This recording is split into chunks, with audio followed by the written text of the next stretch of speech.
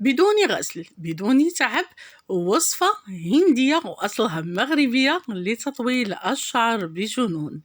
وصفة اللي غادي تخلي الشعر ديالك طويل وغادي تهنيك من جميع مشاكل الفروة ديال الرأس ومن جميع مشاكل الشعر، سواء القشرة سواء الحكة، وكذلك حتى بالنسبة للناس اللي تعانيو من مشكل ديال الصلع. لن يتوقف شعرك أبدا أبدا أبدا أبدا من النمو، والنتيجة إن شاء الله بإذن الله غادي تلاحظيها بنفسك. أكيد الوصفات اللي كتقدم لكم قناة مهمتي اللذيذة كلهم وصفات مجربة 1000%، وتتعتبر من أحسن وأفضل الوصفات اللي ممكن أنك تستعني بها وتديريها وتطبقيها. أجو نتعرفوا على المقادير، طريقة التحضير والمكونات ديال هاد الوصفة. ما تنسوش لايك إلى عجبتكم. أكيد نبداو على بركة الله. هنا كيف كتشوفوا معايا عندي في الوصفة ديالي أعشاب مغربية. ملي تنقول أعشاب مغربية تنقول أعشاب اللي هي طبيعية 100%.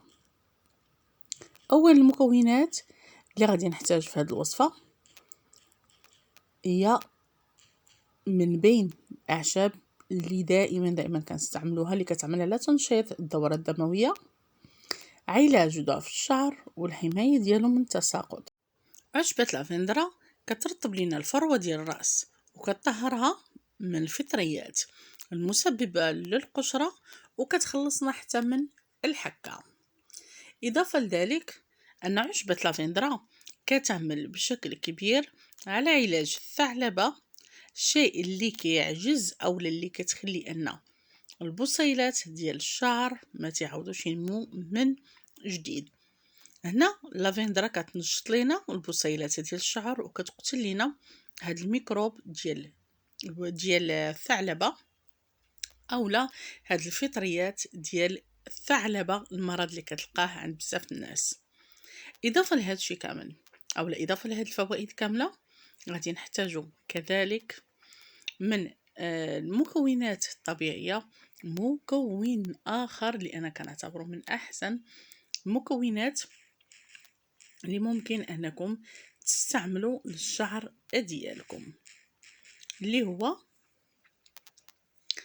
مكون اللي غني بالفيتامينات وكذلك المعادن اللي كيحتاجها ماشي غير الشعر انما حتى الجسم ديالنا. واكيد تكلمنا في وصفات قبل على وصفات ديال تقوية المناعة بهذا المكون، واكيد كيرجع ليه الحيوية واللمعان بسبب احتوائه على عناصر غذائية متنوعة بحال الحديد النحاس والزنك، اضافة كذلك الفيتامين او الفيتامين سي، وكيساهم في معالجة قشرة الشعر، بحيث أن الزعتر عنده عناصر اللي كتساعد على التوازن ديال الفروة ديال الشعر ديالنا. غادي نحتاجو منه 2 ديال المعالق كبارين عامرين. إضافة لهاد المكونات غادي نحتاج مكون آخر اللي هو بدوره كيساعد في إطالة الشعر وعلاج جميع المشاكل ديالها، واللي كيتعتبر من بين المكونات الضرورية في الوصفات المغربية خاصة العلاجية منها، بحيث أنه تينفعنا حتى بالنسبة أو كنستعملوه حتى بالنسبة في وصفات ديال الوجه ديال القولون وديال الجسم. إلا بغيتو نقترح عليكم وصفات مغربية تقليدية شعبية بهاد المكون اللي أكيد تعتبر صيدلية متكاملة، كيساعد على الحد من مشاكل الصلع، كيزيد الكثافة ديال الشعر وكيمنع التساقط ديالو، كيمنع كذلك ظهور الشيب، وكيعالج لنا مشاكل القشرة المزعجة من خلال علاج الفروة ديال الرأس. هو يحتوي على معادن وفيتامينات كثيرة وعديدة. المكون ديالنا هو القشور ديال الرمان اللي كتعتبر من بين أهم المكونات اللي تتنفع في عدة صبغات ديال الشعر اللي تتعطينا هذاك اللون اللي تتبحث عليه كل سيدة اللي كيضرق الشيب. وبالمناسبة راه كتحيد لينا حتى شي بهاد الوصفة وكتمنع انه ينوض او لا يبدا يبان، نظرا لاحتوائها على كمية كبيرة من الفيتامين سي، الشيء اللي كيبني لنا الكتلة ديال الجسم وتنفعنا حتى في الفروة ديال الرأس. إضافة لهادشي كامل ما نساوش أنه تيعالج لينا البشرة من أشعة الشمس اللي كتكون ضارة خاصة فوق البنفسجية، وهذه معلومة بين قوسين كنقترحوها عليكم.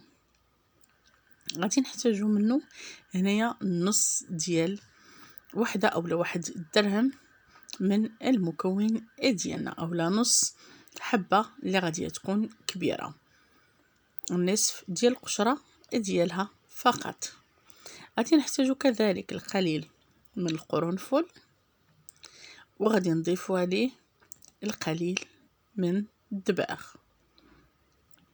بالنسبة لهاد المكونات كناخدوهم جهد معلقة من المكونين الأخيرين، معلقة اللي غادي تكون كبيرة عامرة كتاخديها منها، ومن بعد حبيبتي غادي ندوزو باش نطبخو الوصفة مع بعضياتنا. إناء أو لزلافة نقي فيه هاد البصل، لكل من حصل عليك بالبصل تكون حمرة، ومن الأفضل تكون بلدية.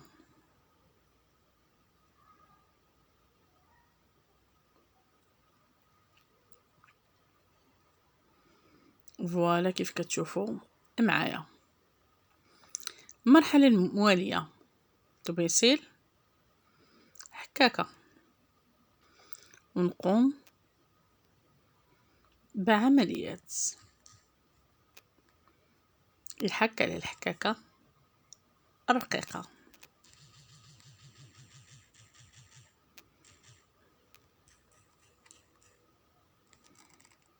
فوالا ما تخافوش، ما غاديش تبقى الريحة بالمرة. ما نساوش انها غنية بالكبريت اللي كيحمي من تحمينا الشعر من الترقق والتكسر، وكتحارب لنا كذلك حتى المشاكل اللي كيعاني منها بزاف ديال الناس اللي هي الفطريات ديال الرأس، الحكة، وكذلك حتى هذاك الشيب المبكر، وكتخفض خطر الإصابة بالقمل. هاد الوصفة راه تنفعكم حتى بالنسبة إلا كنتو كتعانيو من القمل. فوالا كيف كتشوفوا معايا. غادي ناخذ واحد الكاسرول، غادي نبدا نوضع فيها هاد المكونات، غير هي كتاخديها نيت كتكون كبيره، وغادي نضيف المقادير الاولى ديال الوصفه. دائما بالنسبه للمكونات البنات كنصحكم انهم يكونوا جدادين. فوالا باش تعطي الفعاليه للوصفه ديالنا. جوج كيسان عامرين او نصف لتر ديال الماء كيف غادي تشوفوا. ندير هاد المكونات فوق البوطه، نخليهم يطبخوا يباتوا ليله كامله. من بعد غادي ناخذ هاد الخليط وغادي نوضعه في واحد الصفايه كما تشاهدون معي. ايوا وهنا نخلي الخليط ديالي حتى يتصفى تماما. غادي ناخذو غادي نديرو في واحد القرعه اللي كتكون بحال الشكل ديال الرشاش. من الليل غادا تجي وغادي ترشي هاد الخليط على الفروه ديال راسك، ديري حركات دائريه، تمشطي بواحد المشط اللي غادي يكون رقيق بدون ما تغسلي الشعر ديالك. صدقيني راه حتى الرائحه ما تكونش فيها، لان الجهد كيكون سهل. ممكن انك تضيفي القليل من زيت جوز الهند على الخليط وهو سخون الا كنتي كتعاني من مشكل ديال جفاف الشعر. بصحه والراحه ووداع الشعر الخشن.